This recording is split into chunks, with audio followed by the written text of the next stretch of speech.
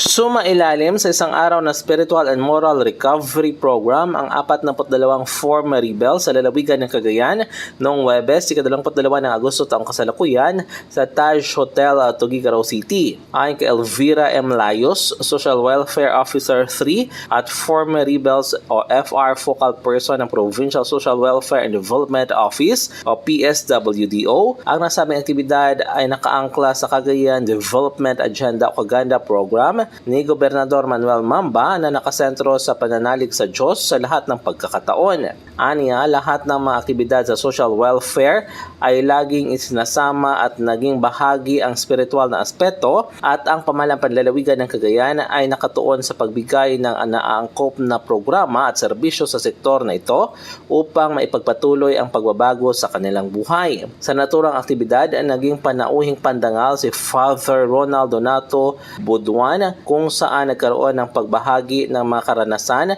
ang mga kalahok kung paano nila napagtagumpayan ang lahat ng mga pagsubok at problema sa kanilang buhay, makaraang sila ay namuhay ng malaya sa komunidad. Sa panayam sa isa sa mga former rebel na kinilala sa pangalang Encio mula sa Abariungan Oneg Santo Niño, kanyang sinabi na naging tuloy-tuloy na ang pagbabago lang na hindi lang sa kanyang buhay kundi maging sa kanyang pamilya. Aniya, simula nang nagbalik loob ito sa pamahalaan ay nakaranas na ito ng pagbabago sa kanyang buhay at higit na nalalapit sa dakilang lumikha na walang takot ng buong laya. Si Encio ay isa sa mga 42 o 42 former rebel na nabigyan ng tulong pangkabuhayan at iba pang serbisyo mula sa PGC. Nabatid kay Nathaniel E. Cariaga, Center Manager of Halfway House and Processing Center, 25